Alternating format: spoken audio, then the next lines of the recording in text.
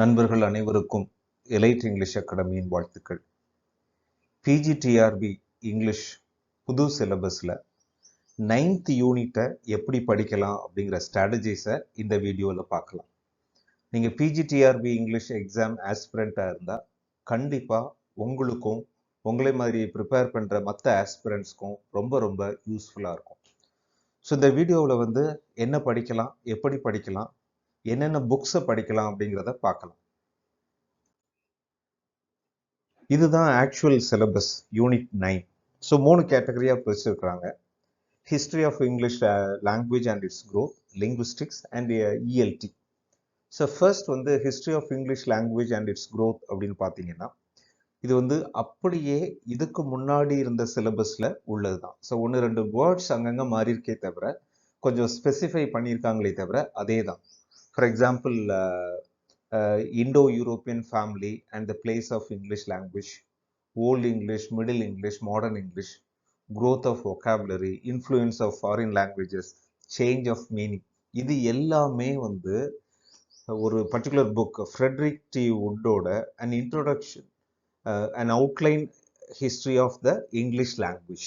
நல்லா பார்த்துக்கோங்க, an outline history of the English language அப்படிங்கிறது ஃப்ரெட்ரிக் டி வுட். இது மார்க்கெட்டில் கிடைக்கிற புக் தான். ஸோ அது ஒருவேளை இல்லை அப்படின்னா எல்லா காலேஜ் லைப்ரரிலையுமே இங்கிலீஷ் டிபார்ட்மெண்ட் சார்பாக கண்டிப்பாக இந்த புக்கை வச்சுருப்பாங்க. இந்த புக்லேயே உங்களுக்கு கிட்டத்தட்ட அந்த 90% of these topics are covered. So அதனால் ஆரிஜின் ஆஃப் லாங்குவேஜ்லேருந்து கடைசி வரைக்கும் இதில் ஆரிஜின் ஆஃப் லாங்குவேஜ் அவங்க சேர்க்கலை. பட் அதையும் சேர்த்து படிச்சுக்கிறது உங்களுக்கு ஒரு சின்ன அண்டர்ஸ்டாண்டிங்க்கு கூடுதலாக இருக்கும். அடுத்து லிங்குவிஸ்டிக்ஸ். லிங்குவிஸ்டிக்ஸை பொறுத்த வரைக்கும் நிறைய புக்ஸ் இருக்குது. ஸோ இதில் டாபிக்ஸ் பார்த்தீங்கன்னா பேசிக்காக நீங்கள் யூஜியில் படிச்சிருப்பீங்க, அடுத்து பிஜியில் கூட சில காலேஜஸில் இருக்குது. ஸோ ஃபொனட்டிக்ஸ், ஃபொனாலஜி, அப்புறம் morphology, word semantics, dialects, idiolect, grammar, traditional and transformational, generative. So applied லிங்குவிஸ்டிக்ஸ்க்கு மட்டுமே ஒரு புக் இருக்குது, அது நெக்ஸ்ட் பேஜில் உங்களுக்கு கொடுக்குறேன். ஸோ லிங்குவிஸ்டிக்ஸ் அப்படிங்கிற ஆஸ்பெக்டும் லாஸ்ட் டைம் இருந்தது தான். பட் இதில் சில விஷயங்களை ஸ்பெசிஃபை பண்ணியிருக்காங்க. ஸோ இந்த யூனிட்டை பொறுத்த வரைக்கும் நம்ம மொட்டை மனப்பாடம் பண்ணவே கூடாது. ஸோ ஜஸ்ட் நம்ம நல்லா அண்டர்ஸ்டாண்ட் பண்ணி படித்தோம் அப்படின்னா யூஸ்ஃபுல்லாக இருக்கும். ஸோ அடுத்து ELT history of English language teaching. So second language acquisition. So இந்த செகண்ட் லாங்குவேஜ் அக்விசிஷனில் தான் நமக்கு மெத்தட்ஸ் வந்துடும். அந்த டைரக்ட் மெத்தட், கிராமர் டிரான்ஸ்லேஷன் மெத்தட்ஸ்லாம் இல்லையே அப்படின்ட்டு சில ஸ்டூடெண்ட்ஸ் கேட்டாங்க. நல்லா நீங்கள் வச்சுக்கோங்க, அந்த எல்லா மெத்தட்ஸ் ஒரு 6-7 மெத்தட்ஸ் இருக்குது. எல்லா மெத்தட்ஸும் நீங்கள் இந்த டாப்பிக்கு கீழே படிச்சுக்கணும். செகண்ட் லாங்குவேஜ் அக்விசிஷன் அப்படிங்கிறதுக்கு கீழே நீங்கள் படிச்சுக்கணும். அடுத்து இந்த மிச்சம் இருக்கிறது புதுசு, டிசைனிங் சிலபஸ். இது இதுக்கு முன்னாடி கிடையாது. டிசைனிங் சிலபஸ்னால் ஒரு செகண்ட் லாங்குவேஜ் லேர்னருக்கு, ஸோ நம்ம இப்போ தமிழ் இருக்கோம் அப்படின்னா இங்கிலீஷ், ஸோ இந்த செகண்ட் லாங்குவேஜ் லேர்னருக்கு ஒரு சிலபஸை எப்படி டிசைன் பண்ணுறது, எப்படி மெட்டீரியல் ப்ரொடியூஸ் பண்ணுறது, அடுத்து எப்படி testing, language testing and evaluation. இது 3 டாபிக்ஸும் ரொம்ப ரொம்ப இம்பார்ட்டன்ட்.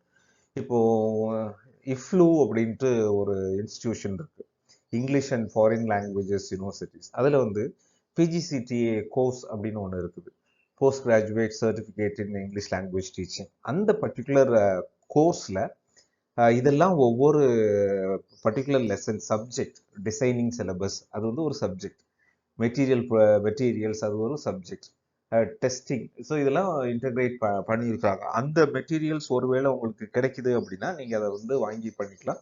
மற்றபடி இதில் எல்லா டாபிக்ஸ்லையுமே புக்ஸ் உங்களுக்கு நிறைய இருக்குது. இப்போ இதில் எலைட் இங்கிலீஷ் அகாடமியோட ரோல் இதில் இந்த பர்டிகுலர் யூனிட்டை பொறுத்த வரைக்கும் ரொம்ப ரொம்ப குரூஷியல். நல்லா நினைச்சுக்கோங்க, இந்த யூனிட் கஷ்டம் கிடையாது. ஏன் கஷ்டமாக தெரியும் அப்படின்னா இதோட ஃபுல் இன்புட் நமக்கு யூஜி பிஜியில் கிடையாது. ஏன்னா நம்ம ஃபொனட்டிக்ஸ் படிச்சிருப்போம், லிங்குவிஸ்டிக்ஸ் சரியாக படிச்சிருக்க மாட்டோம். நல்லா வச்சுக்கோங்க, ஃபொனட்டிக்ஸ் நமக்கு ஒரு பேப்பராகவே இருந்திருக்கும் யூஜியில். பட் லிங்குவிஸ்டிக்ஸ் ஆஸ்பெக்டில் நிறைய யூனிவர்சிட்டிஸில் லிங்குவிஸ்டிக்ஸ்க்கு இம்பார்ட்டன்ஸ் கொடுக்கல. ஈவன் பிஜியில் கூட சில யூனிவர்சிட்டிஸில் இல்லை. அது நமக்கு தெரியலை அப்படிங்கிறதுனால தான் கஷ்டமாக இருக்குமே தவிர, நமக்கு இதுதான் அப்படின்னு தெரிஞ்சிருச்சு அப்படின்னா இந்த பர்டிகுலர் யூனிட் ஈஸியாக புரிஞ்சிடும். அண்ட் இதுக்கு ப்ரிப்பேர் பண்ணுறக்கும் நிறைய டைம் எடுக்காது. இப்போ எங்களுடைய ஸ்டூடெண்ட்ஸ்க்கு நான் சொல்கிற ஸ்ட்ராட்டஜி இந்த யூனிட்டுக்கு not more then 10 days. So 10 daysக்குள்ள நீங்கள் இதில் இருக்கிற எல்லா டாபிக்ஸும் நல்லா லேர்ன் பண்ணி இன்டர்னலைஸ் பண்ணி டெஸ்ட்டும் போட்டு பார்த்துக்கலாம். அப்போ நமக்கு என்ன தேவை, இதில் வந்து கரெக்டான மெட்டீரியல்ஸ், கரெக்டான லெசன்ஸ். இது எலைட் இங்கிலீஷ் அகாடமியை பொறுத்த வரைக்கும் இந்த யூனிட்ஸில் வந்து நாங்கள் ஸ்பெஷலிஸ்ட் அப்படின்னே சொல்லலாம். So unit 9. So very good preparation will help you to score more. So பெரும்பாலும் மாணவர்கள் வந்து லிட்ரேச்சர் யூனிட்ஸ் அந்த ஃபர்ஸ்ட் 8 யூனிட்ஸை நல்ல தரோவை ப்ரிப்பேர் பண்ணிடுவாங்க. ஆனால் இதில் வந்து அவங்க தடுமாறுவாங்க. ரீசன் என்னன்னா, அவங்களுக்கு சொல்லிக் கொடுக்குற ஆட்களும் ஸோ இதில் ஸ்பெஷலைஸ் பண்ணியிருக்க மாட்டாங்க. ஸோ அதனால தான் அந்த ரீசன் தானே தவிர வேற ஒன்றும் இல்லை. இது வந்து கஷ்டமே கிடையாது, ப்ரொவைடட் யூ அண்டர்ஸ்டாண்ட். ஸோ எங்களுடைய மெட்டீரியலும், ஸோ எங்களுடைய அந்த மெட்டீரியல் மீன்ஸ் அந்த வீடியோ லெசன்ஸும் அந்த ஸ்ட்ராட்டஜியும் கண்டிப்பாக உங்களுக்கு ஹெல்ப் பண்ணும். So these are the reference books. Reference புக்ஸை பொறுத்த வரைக்கும் 4 புக்ஸ். இப்போ ஃபர்ஸ்ட் 3 புக்ஸ் வந்து லாஸ்ட் இயர் சிலபஸில் இருந்து தான் கூட, அதில் தான் எல்லாமே இருக்குது. இந்த ஹென்ரி பிராட்லியோட the making of English, FT வுட்டோட outline history of English language, இது வந்து அப்படியே நீங்கள் படிச்சுக்கோங்க. The history of the English language, A C Baugh, இந்த 3மே கிட்டத்தட்ட ஒரே விஷயத்தை தான் நல்லா டீட்டெயிலாக டிஃப்ரெண்ட். எஃப்டி வுட்டும் ஏசிபாவும் கிட்டத்தட்ட ஒரே டாபிக்ஸ் வந்து மாதிரி தான் வரும். ஹென்ரி பிராட்லி வந்து கொஞ்சம் டிஃப்ரெண்ட்டாக இருக்கும். பட் அதே நேரத்தில் இந்த 3 புக்ஸும் கண்டிப்பாக இந்த எக்ஸாம் ப்ரிப்பரேஷன் பண்ணுறவங்களுக்கு இருக்கணும். ஸோ எங்களுடைய இதில் உள்ள மேஜர் லெசன்ஸ் எல்லாமே இந்த 3 புக்கை பேஸ் பண்ணி தான் இருக்கு. ஏன்னா ஹென்ரி பிராட்லிலாம் சில டாபிக்ஸ் வந்து புதுசாக இருக்கும், ஏசி பாவில் சில டாபிக்ஸ் புதுசாக இருக்கும். இதை பேஸ் பண்ணி தான் லெசன்ஸ் இருக்குது. அதனால ஒருவேளை நீங்கள் எங்ககிட்ட ஜாயின் பண்ணுறீங்க அப்படின்னா நீங்கள் உங்களுக்கு இந்த புக் வேணும் அப்படி வந்து ஒரு லக்ஸுரி தான். ஏன்னா இதில் உள்ள எல்லா எசன்ஸுமே வந்து லெசன்ஸாக நாங்கள் இன்டகிரேட் பண்ணிட்டோம். இது போக அந்த ஃபொனட்டிக்ஸ் அப்படிங்கிற டாபிக் வந்து ஃபொனட்டிக்ஸ் அண்ட் லிங்குவிஸ்டிக்ஸ் அந்த இதெல்லாம் வந்து நீங்கள் ஜார்ஜ் யூலோட ஒரு series of books, the study of language அப்படிங்கிறது வந்து ஒரு டாபிக் தான். ஸோ இதுலேயே இந்த நீங்கள் நல்ல ஸ்டாண்டர்ட் புக் ஷாப்ஸ்க்கெலாம் போனீங்க அப்படின்னா ஒரு ரெட் கலரில் தான் அந்த சீரீஸை வச்சுருப்பாங்க. அதில் உள்ள திறந்து பார்த்து உங்களுக்கு இந்த டாபிக் சிலபஸில் உள்ள டாபிக்ஸ்லாம் இருக்கான்னு பார்த்து வாங்கிக்கோங்க. ஜார்ஜ் யூ தான் பேசிக் மெம்பர். ஸோ அவருடைய த ஸ்டடி ஆஃப் லாங்குவேஜில் ஒரு சீரீஸ் ஆஃப் புக்ஸ் இருக்குது. நீங்கள் அதை வந்து வாங்கிட்டீங்க அப்படின்னா உங்களுக்கு நல்லா இருக்கும். இது வந்து ஃபாரின் எடிஷன். ஸோ இந்த ஃபாரின் எடிஷன் அப்படிங்கிறதுனால கொஞ்சம் லேர்ன் பண்ணுறது, அண்டர்ஸ்டாண்ட் பண்ணுறதே கொஞ்சம் டிஃபிகல்ட்டாக இருக்கும். பட் ஒரு இங்கிலீஷ் லிட்ரேச்சர் ஸ்டூடெண்ட் வாங்கி வச்சுக்கிறதுல தப்பு இல்லை.